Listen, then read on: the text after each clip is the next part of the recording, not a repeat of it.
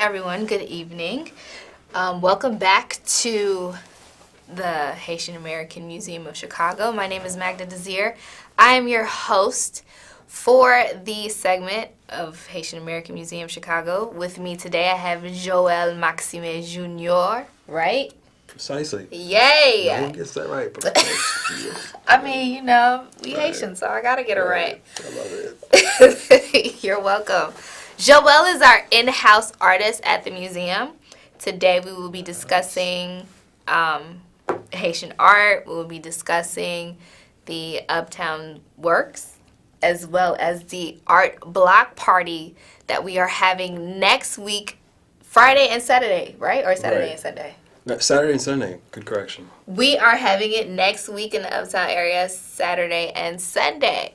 But first, let's get into our juicy information about the museum. As you all know, of course, I'm the host of the Haitian American Museum of Chicago live segment here at CAN TV on Channel 21. Here is our website, www.hamoc.org. Our email, info@hamoc.org. Our phone number, if you guys have not been watching, we changed it. It's 773-654-3398. Go ahead and follow us on Instagram at HAMOC1804 and like us on Facebook at Haitian American Museum of Chicago. We are having our HAMOC annual membership. So Yes. this is what we're pushing. This is what we are most passionate about. These are the benefits that you will receive with our membership. For pricing, you just have to go to the website for details. The benefits include monthly newsletters, free admission to the museum exhibits and the events, private exhibit openings, lending privileges to our library, and monthly movie matinee. So you can catch me every second Wednesday of the month here on Channel 21 from 6:30 to 7. Today, this is what we will be talking about, the art block party on Wilson. Of course, we also have a couple of pieces that Joël has put together on this PowerPoint presentation. He's going to be talking about it as well. Had a lot of help from Magda. Because of help from me, but it's all his work. And we're going to talk about the Haitian artwork the work that he does here and how he got into it. Now, the art block party will be next week, Saturday and Sunday from 10 a.m. to 6 p.m. Will it be like in front, like near the museum or whatever? Down the street, literally.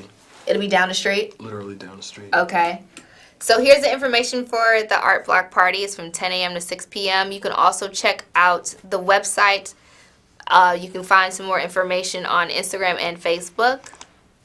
Copa Soiree. Yay. Again, it will be at the end of the month, the last Friday of the month from 6 to 8. For pricing, see website. Come join us for music, dance, light refreshments, and drink at the museum and learn how to compa a little bit. Matinee at the museum, I Am Haiti. It will be the last Saturday of the month from 2 to 5. Pricing, see the website. It's directed by Raoul de la Fonte. Come explore Haitian culture with a complimentary movie afterward. I'm going to say this one more time. Catch me every second Wednesday of the month here, Channel 21, for our monthly program.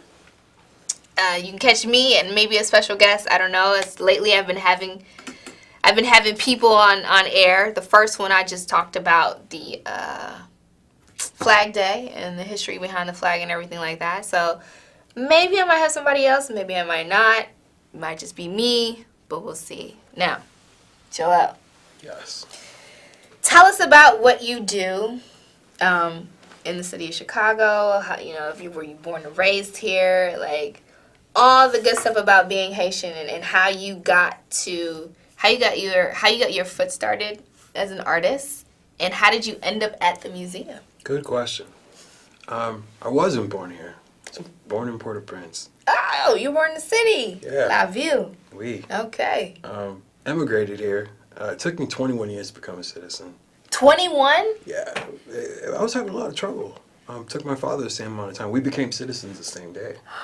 Oh, that's so nice. It was serendipitous, coincidental. We applied several times at different times, and the last time we applied, we were both like, "This is the last time I'm trying." Right. And we both applied at the same place. And, to be honest with you, I thought they. I'm quite certain they were under the impression we were Polish or Ukrainian. Really? Because of the name? The name, and we applied with like 98 other Polish and Ukrainian people in a Polish and Ukrainian church. Oh, okay. And a lot of them had been trying for several decades, just like Okay. him. So I don't think it didn't hurt, but I don't think it was a race thing. It was just, it's not as easy as it used to be. Right. So you didn't know about the consul, the consulate, the Haitian I consulate? tried for years. It didn't Even work. with them, and it Even was. with them, I didn't get in. Wow.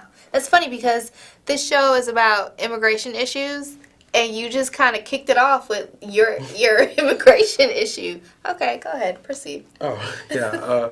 So my father, strangely enough, he introduced me to drawing, and I got when I was 3, and by 6 he kind of gave me structure. Right. He sketched out all the strangely enough, he bought me every kind of book in the world except art books. Right. Because he didn't want me to become obsessed. But yet he sketched out on napkins all the anatomical like rules Right. and guides. Okay. And I took off from there. And by high school, I didn't take art in high school, but I ended up being president of the art club and getting work published Oh, wow. in a school paper, in the Tribune. And by 8th grade, I had work in the Terra Museum of American Art. Oh, Just wow. from visiting and sketching and in workshops, they started hanging my work. Oh. And then at Loyola University, started hanging my work also. And then by the end of high school, it was pretty obvious. I was just quite adept for art, and I ended up, my father insisted I go to Columbia College. And I took art and business and philosophy and just really blossomed, but nothing was happening. But I transferred to UIC and started getting really political, taking foreign policy, Harlem Renaissance history. In foreign policy, I learned, I didn't know enough about Haiti. Oh. But it was my Harlem Renaissance class that this young Korean gentleman my age, not only did he know everything you needed to know about Korean history, which is fascinating to me, and I started reading about Korea in my foreign policy class, but he knew quite a bit about Haitian and Dominican history, just Hispaniola in general. Right. And that sparked frustration in me, but also inspired me to research your homeland. To research my homeland. Right. And when I started reading more about Haiti and South America, and Haiti's effect on South America. Oh my gosh, I talked about that with the Flag Day, how Venezuela and Colombia had taken our flag. At one point where we had the flag as red, yellow, and blue, they pretty much took our flag and just was like and ran with it. I'm not surprised, but I wasn't aware of that. I'm more culturally surprised at the number of Venezuelans, Argentinians, Cubans, especially Cubans. But our food is so similar, honestly. It is, but there's a reason for that. Like, we helped liberate Mexico, Cuba, Venezuela, Argentina, Colombia, Brazil. Yes. And people are like... But they also speak Creole there, too. And they do speak similar versions of patois. But the funny thing to me is some people think, oh yeah, it's great, you guys inspired them to liberate. It's like, no, we gave you guys weapons, we supplied everything. Soldiers, yes. Strategy. Yes. Like, we brought you our armies yes. and liberated your countries. Exactly. And that's why some of your people are a little darker. But no one seems to know. And I ran into some Mexicans that were aware of this fact at my old job, and we had a very good relationship. And it's stunning to me that no one seems to know, but then people are always shocked at how similar our attributes might be. Like, oh, you Haitians do this like us, and it's like, you mean you took it from us? Yeah, like us. That's what we do. And our culture's older than yours. Exactly. Like, how are we copying you? We don't go to your country. You came from us, and like started imbuing our culture into your country. Like Right. the music. This is very frustrating to me. We're talking about the fashion shows I coordinated. Right. So the very first, I'm just going to say, the very first Silver Room Block Party fashion show was coordinated by me, 2005. Okay. I had the idea in 1997. But I'd been wanting to do it since 1997, Right. my first block party. Right. But 2005, Eric Williams was like, yeah, and got me some interns, Aaron and I forget the other interns' names, but and Krista Franklin and Kate Boogie. Okay. But anyway, in 2005, we were able to do that fashion show, and we had one store, Casa de Sol, had this T-shirt that was selling out, and it said history of music on the shirt, and it had every country in the Caribbean and nothing about Haiti. Really? And and the shirt was in my show, and I was livid that the shirt was so cool, but I had to put it in the show, but I didn't want the shirt documented, and I didn't want to look at the shirt. Right. Because it had Everyone but Haiti. And the truth is, we were the first island to get colonized there. Right. And all those different tribes and all those Spaniards, English, and Right. French. So you have dozens of different African tribes bringing their music. Right. Plus you have The three... Spanish. Right, the Yes. Spanish, the French, and the English bringing their Exactly. music. We had Yes. the fodder to create every genre of music, which we Exactly. did, that came from Haiti, starting with calypso and blossomed into what Into people... rah-rah and all carnival and all that other soca stuff. and Yeah. reggae Yeah. and no one knows. Right. No one is aware, and the falsehood is perpetuated. We don't exist We in don't. the rest of the West's of perception of art history or music history, and they culturally for years haven't seen any value in us socially. Right. You see how they flock to you can see Brazilian and Cuban and Jamaican shirts are quite popular, and they bring their country millions of dollars in residuals. I should say.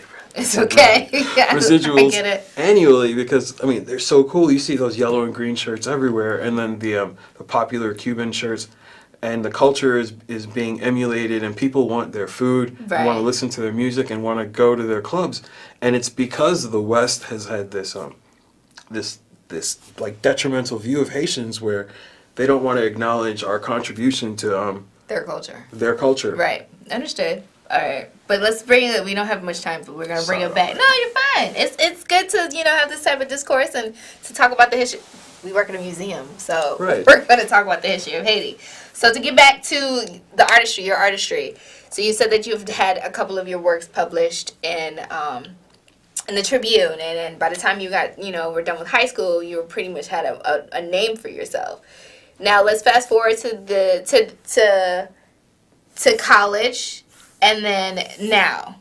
After UIC, I started building bridges back. I started another art collective, and that art collective was called Boombox, and we had some connections with Columbia College, former Columbia students, and we had a show at Columbia, and that was very well accepted, received. Right. And I got really popular doing a lot of live painting, and I started doing a lot of that around town, and then I went 11 years without a show or a sale, and then all of a sudden there were just shows every month and sales every month. Then it got really slow, and actually 10 years ago it slowed down again, and I really was focused on public art and graffiti and street art. Right. All three, Right.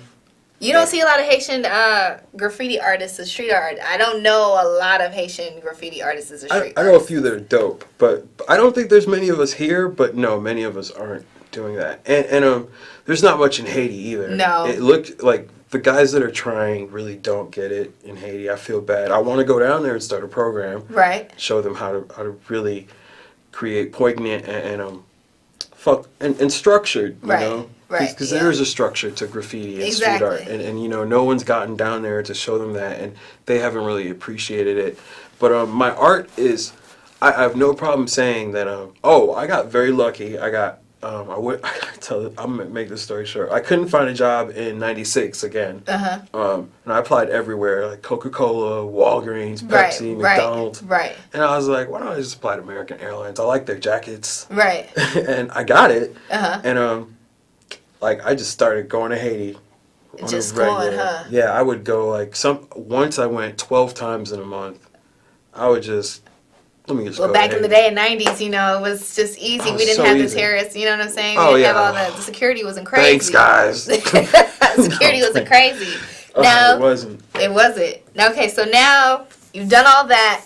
Boom, you're in the museum. Now you're currently at the museum. You're hosting this art block party. Tell me about the direction. First of all, tell me how you got introduced to the museum, and tell me about the direction of the art block party and Uptown Works. I've been looking for the museum for a while. I'm certain. Been here for 7 years. I've been looking. And Google. I've been looking, and friends of mine told me about it. I didn't believe them. I think it's not the largest museum, but it is poignant. It's very poignant. The work in there should be seen by a lot more people. Yes. The subject matter and the nature of the work needs to be circulated in pop culture. Exactly. In Chicago and in America and for the whole diaspora. Right. But I think you introduced me to Elsie. You've been doing a lot for me lately. I slid in his DMs, y'all. Right. Thank goodness. I needed that third party, because I had tried, but there's so much going on there. I feel that my work, when I went down to Haiti, I spent like 7 months down there taking cues from my father. He set me up with all kinds of painters, from oil painters, knife painters, watercolors, sculptors. I would take I would get tutored by Haitian artists every day. Illustrators, I was going all over Haiti. And we're all very creative people. Very, very creative people. They would, like, when guys ran out of paint, we go outside, make paint out of pebbles, or melt down plastic cans and use different tones of plastic. Yep. Very creative. I didn't see anybody buy a brush. We made all our brushes. I learned how to make brushes. I still make brushes sometimes if I run out. If I have to buy one, I'll buy one. But if not, I will make a brush. Right. A lot of guys were making brushes. That blew my mind, and the making paint blew my mind already. Right. So the different levels of creativity, because here, like, I see a lot of work here where it comes out looking like some Haitian work, but when I've seen process of outside artists in Chicago, or in the stateside I should say, and island outside artists, and they're coming from two different perspectives and technical techniques, but the mindset, the creative is still the same. It's very similar. So how did you start this whole block party thing? We wanted to have a street festival, and I think the Chamber of Commerce was like, why don't you just start with a block party? It's your first one. Okay. And they I think Elsie's very ambitious, and I think they pulled in the reins and told us to have a block party and to call it a festival, but we just decided to call it a block party. Art block party, right? And I'm going to bring. We have several different artists. For example, Ben Salas, who I've known like 20 years, who's currently showing at the museum and has a resident installation there. Coincidentally, he's going to be one of the artists at the block party. Right, and he's going to have an interactive, very engaging collage piece that he's going to ask people to help him finish. Ooh. And so that's very interactive. I feel so. And there's a piece on the flyer which is referencing a series I did, and I'm going to have people finish the pieces and some of those pieces in that actual series with me. All right. And another painter I met through one of my painting partners, Niams, he has an acquaintance, Carolinka Golden, and she's going to do the same thing, bring a piece and have people, she's going to show them how to paint it and finish it with her. And then we should have certain people, I do a weekly paint and sip, like a live painting thing, via Uptown Works and HAMOC and Emerald City, who are the people putting on the block party. Okay, and so I don't want to cut you off, but give more info about the live paint and sip. Like, when is it? It's Fridays from 2 to 6, and it's free. And I can either give you painting techniques, help you paint, draw any style you'd like, right? Or you can just paint whatever you'd like. And we supply the art supplies, for no charge. Uptown Works, I believe, is trying to help with it, and they're kind of like a unspoken hero of some type of chamber of commerce in Uptown, trying to improve the area, and they have a lot of good ideas and a lot of really great people working for them, and they seem to be getting involved with the aldermen, and they're just a very open organization. I think they're rather new, but Okay. they're the brains behind a lot of the new things going on the north side of Chicago. So it's all community based. So everything that's going on within the community, it's all Very community based. inclusive, community based. Okay. So I really like coming from Hyde Park and Wicker Park and Logan Square. Yeah, Wicker and Park was very especially with the Wicker Park Fest and everything like that. It's my very idea. But it's very inclusive. I thought that up and told the Gomez and Nolan about it. By the way, Well, thank you, Joel. you're welcome. You're welcome, Chicago. We're gonna. If you want to quickly, we only got like 5 minutes left. But if you want to quickly show some of your pieces That'd and be talk awesome. about it, okay.